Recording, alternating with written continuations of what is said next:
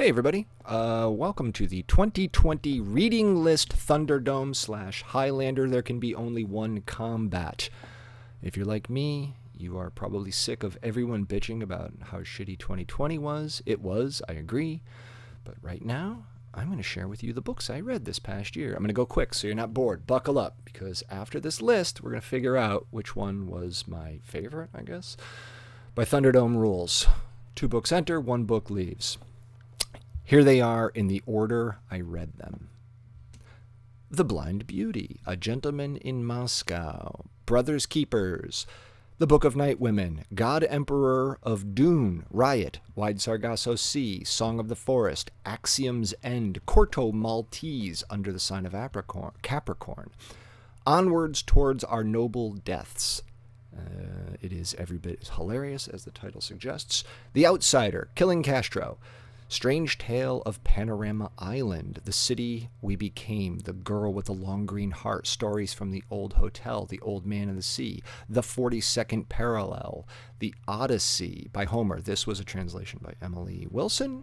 The Woman in the Window, 1919, An Ordinary Man by Alan Robbins, father of my wonderful friend Peter Robbins. I'm Thinking of Ending Things, Fahrenheit 451, The Big Money, True Grit, Utopia Avenue, John Crow's Devil, Foundation, The Red Cavalry, The Word for Woman is Wilderness, They Both Die at the End, American Spy, From the Mouth of the Whale, Melvin Belli, My Life on Trial, an autobiography by Melvin Belli. Delightful title. Ellen Foster, A Pirate Looks at 50, Ocean Crossing Wayfarer, The Quest of the Silver Fleece, Victorian Ghost Stories, Whale Day, The Fall of America, Poems of These States, 1965 to 1971. The Thousand Autumns of Jacob de Zoet, Woman to the Rescue, Empire of the Summer Moon, Howard's End, Manhattan Transfer, Candide, From a Certain Point of View, The Empire Strikes Back, Why Fish Don't Exist, and wrapping things up this year is Ethics by Spinoza. Okay, here we go. First one, easy choice, Wilderness wins, hands down, no problem. Next one, a little bit harder. I love Gene Wolfe, and this year I did do a bit of a deep dive on John Dos Passos. There's more on that later, but in this matchup, Manhattan Transfer is going to stay with me longer, so that's that one. I have complicated feelings on Dos Passos, but we'll get there. Next on the list, Candide versus The Girl with the Long Green Heart. Candide is funny. It's classic, I get it. But a fair amount of the humor relies on being racist and anti-Semitic. Plus, I am a sucker for Lawrence Block pulp. Lots and lots of sex stuff and crime stuff and just dirty dealings, so Greenheart wins. Next on the list, Ending Things versus Victorian Ghost Stories. Good matchup. I love both of these, and Ghost Stories really was a delightful discovery. I got this book at a church fundraiser years and years ago. It sat on my shelf for a long time, but this past October, amid a pandemic, and I thought this would be a good Halloween read. I was right. It wins. Next, Ray Bradbury versus W.E.B. Du Bois. Du Bois wrote fiction? Yep, he sure did. I didn't know that either. This book was a gift, and I have to say it was way too sentimental, way too earnest. And Fahrenheit 451, I'd never read it. I saw Ramin Barani's version of it on HBO, and I thought, yeah, it's about time, and in this matchup, it wins. Next, Marlon James versus Melvin Belli. Melvin Belli?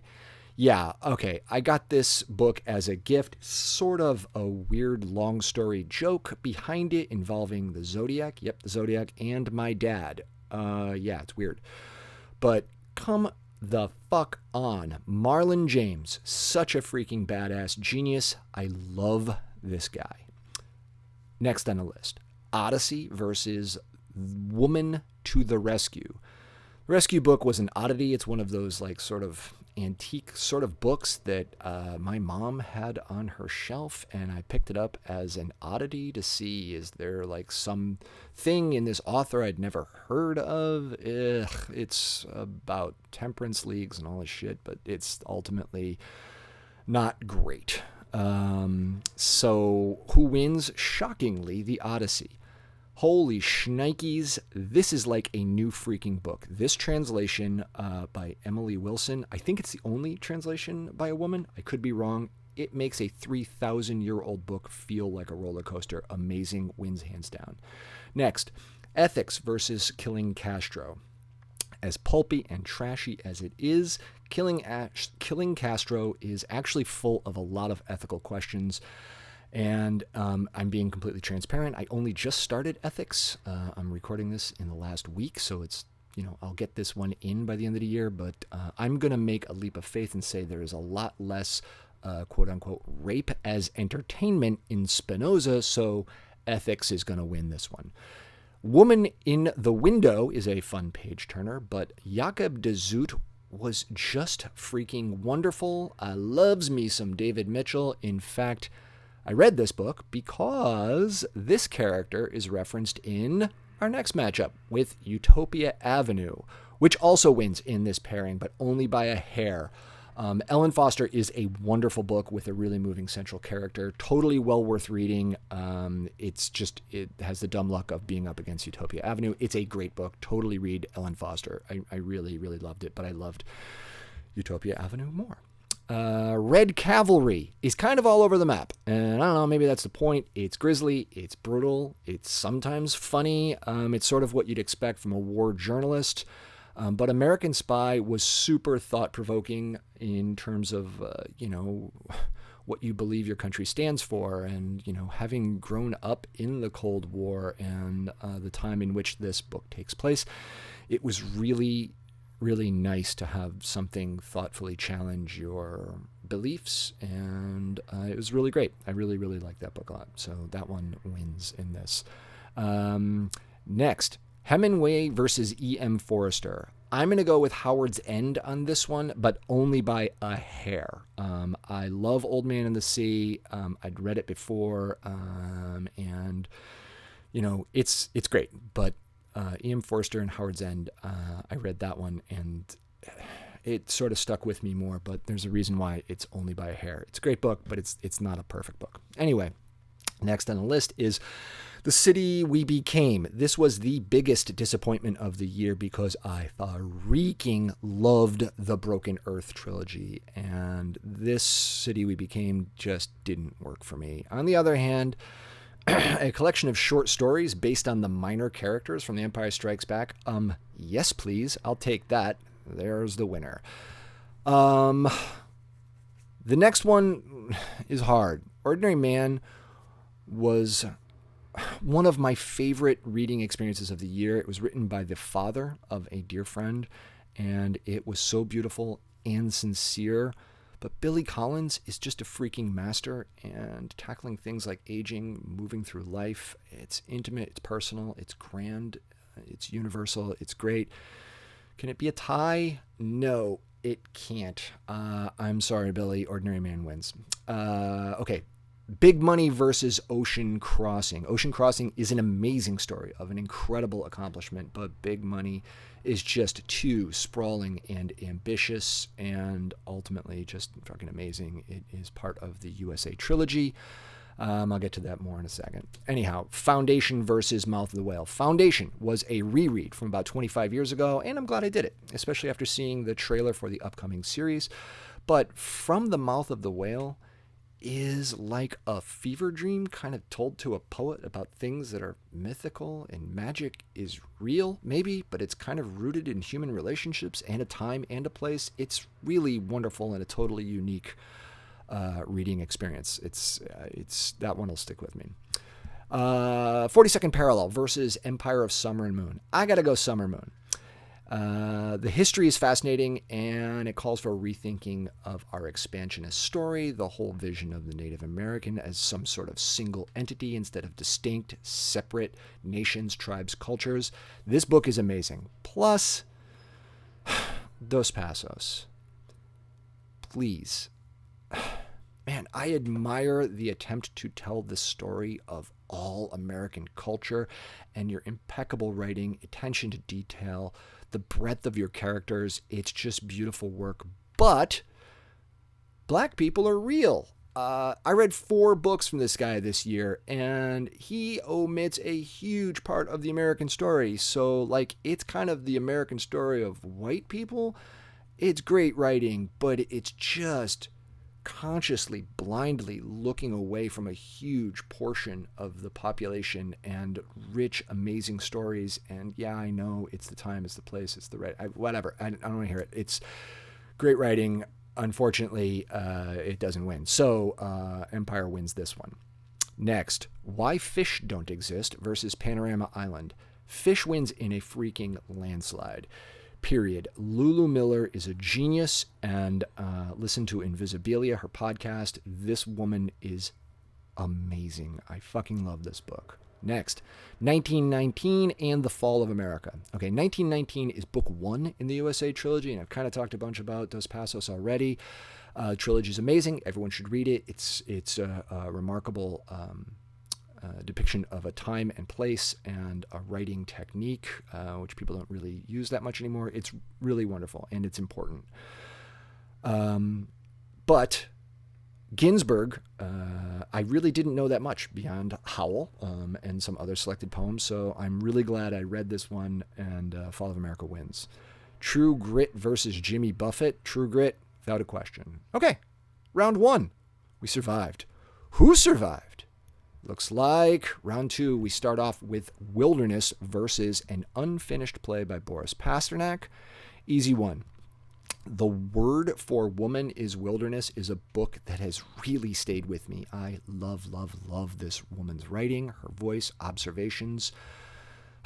Really just enjoyed the hell out of that book. It's wonderful. Manhattan Transfer versus Long Green Heart. Again, more Dos Passos, flawed stuff, but ultimately, just the ambition of what is going on in Manhattan Transfer, it wins here, but it's problematic, as I mentioned earlier. Next, Axiom's End had a bye in the first round, so this is the first time I'm talking about it. It's up against Ghost Stories. Disclaimer, I know Lindsay, so I went into this book wondering if that would affect my reading, and the answer is no. Dude, I fucking love this book. The momentum, the vision, the storytelling, sustained ability to stay in a single character's focus and never cut away. It's fucking amazing. So it is just never boring. Secondary characters are fantastic. It's just a fun, really thought-provoking, excellent sci-fi read. It's awesome. So Axiom's End, great book. Next, Fahrenheit 451 versus a book called Forest Song. I read Forest Song because it is the basis for a movie called Mavka, which I worked on, and I love Mavka, and Forest Song was very delightful, but ultimately 451 is a classic for a reason. Bradbury wins. Now, Marlon James versus Marlon James. Dude, the Book of Night Women is fucking harrowing. And John Crow's Devil, also freaking fantastic, but in this pair up, Night Women, it's just too remarkable. Everyone should read it. It is an incredible book.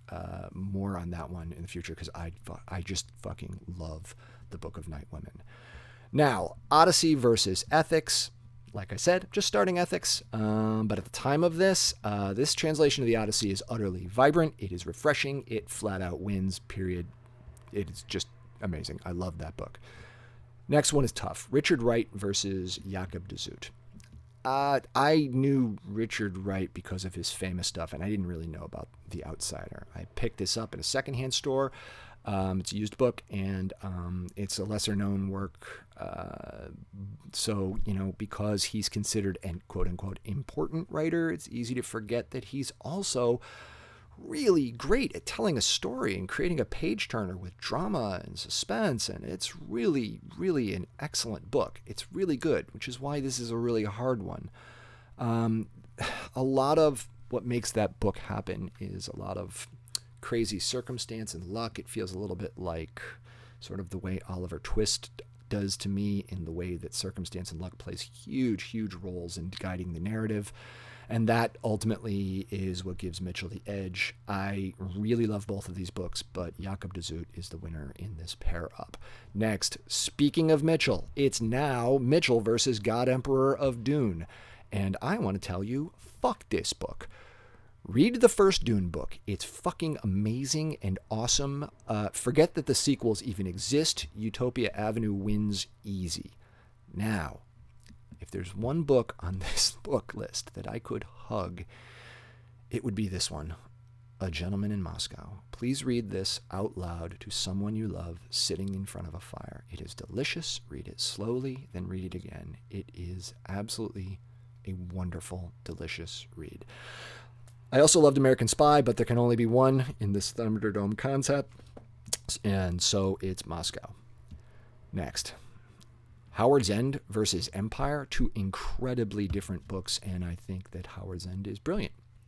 It deals with class and sex and money, and there's a lot of real issues, but at the end of the day, Forrester's characters are sexless, and by that I mean no one wants to fuck in this book, despite the fact that a lot of it has to do with people having affairs and sleeping with each other out of wedlock, but it is utterly devoid of any passion that would indicate that. So I know that Empire thing is pulp, but dude, I fucking loved it. Empire wins. Next one.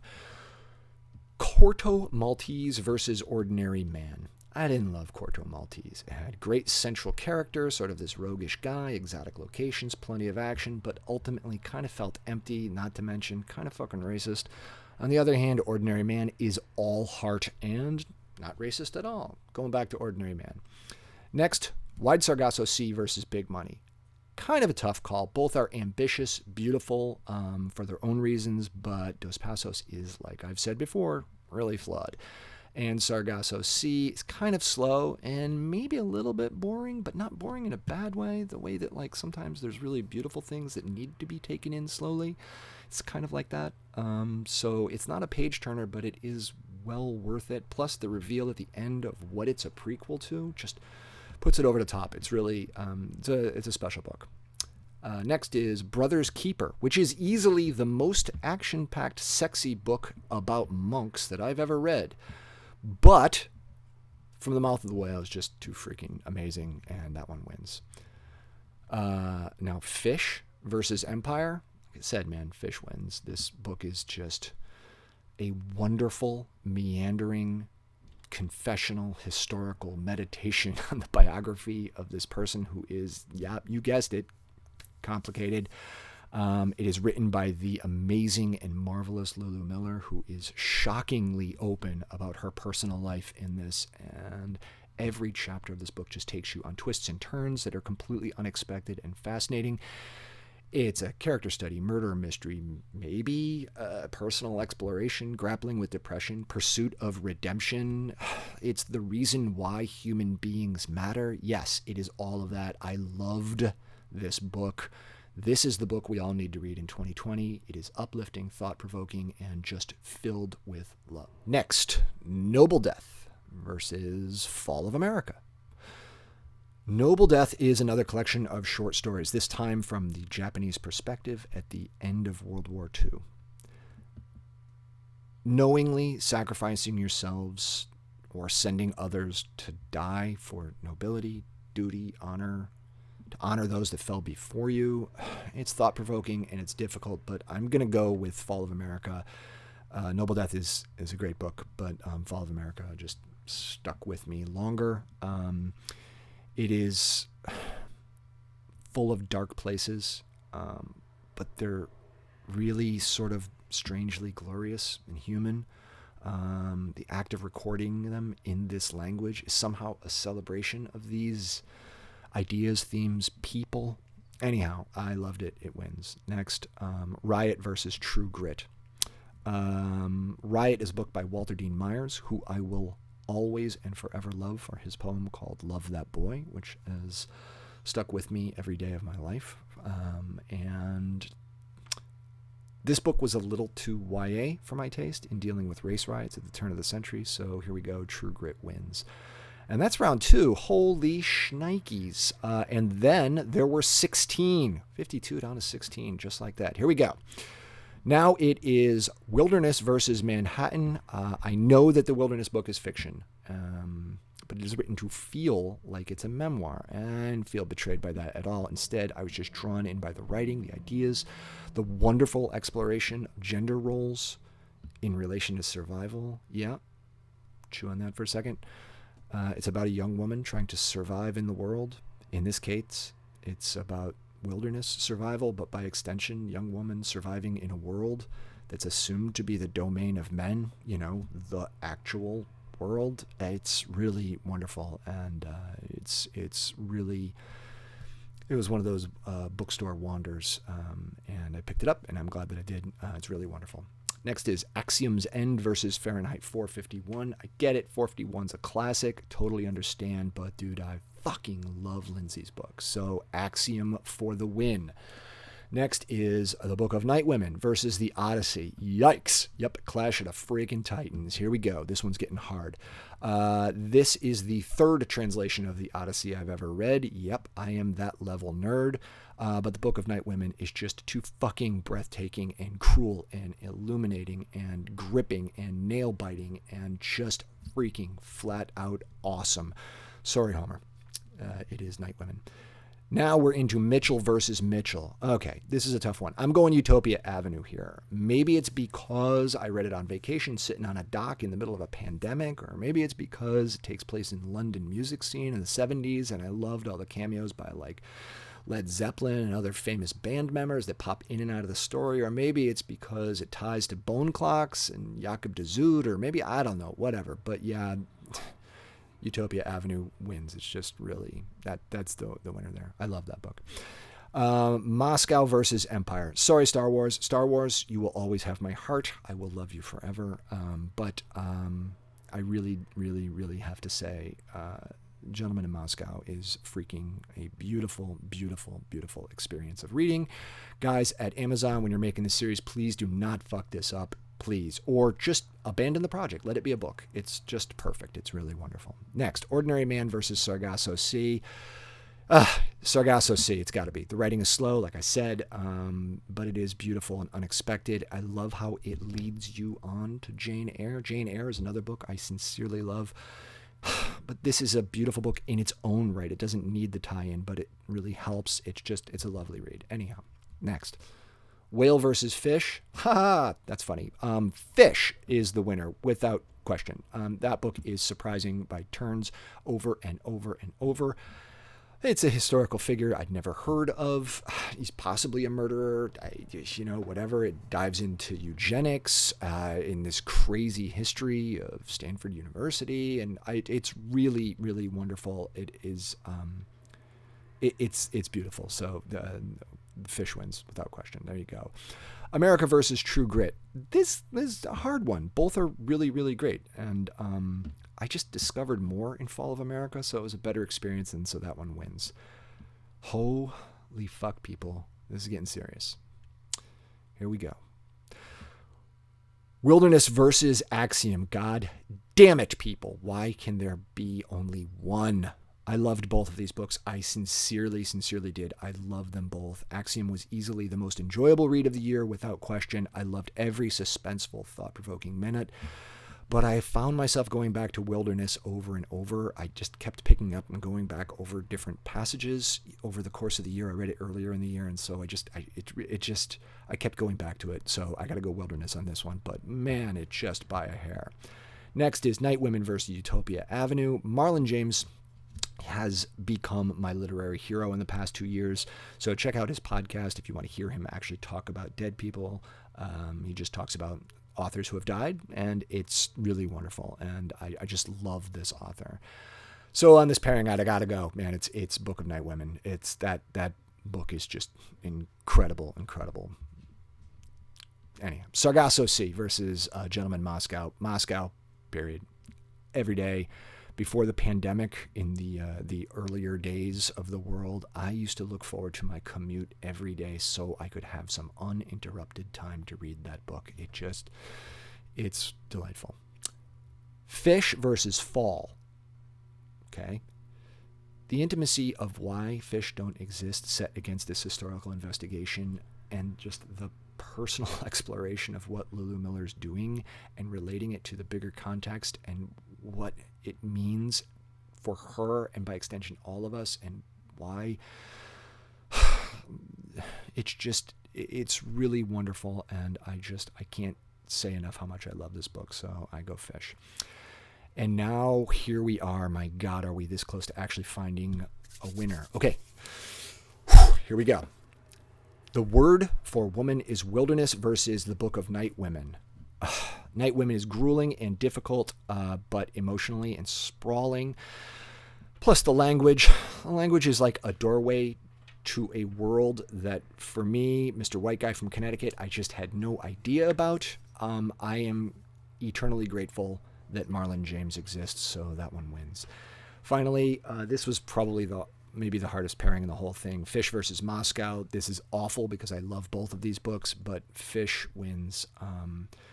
It is personal and immediate, and maybe it's because I read that just recently, and I read Gentleman in Moscow at the beginning of 2020, which is, I know, about 27 years ago, and I just finished Why Fish Don't Exist. But because of Thunderdome rules, there can only be a one, and that brings us to the final showdown of Why Fish Don't Exist versus the Book of Night Women, and the winner of the 2020 Tim Werenko reading list Thunderdome / Highlander There Can Be Only One combat is The Book of Night Women by Marlon James. That's it. You've heard a bunch about it. It is a great year of reading. Otherwise, terrible year of everything else, capped off by making impossible choices. I'm sure that Marlon James will be putting this accolade right next to his Booker Prize between the National Book Award and the American Book Award. And I thank you all for putting up with this for the last however long it was. Happy New Year, guys.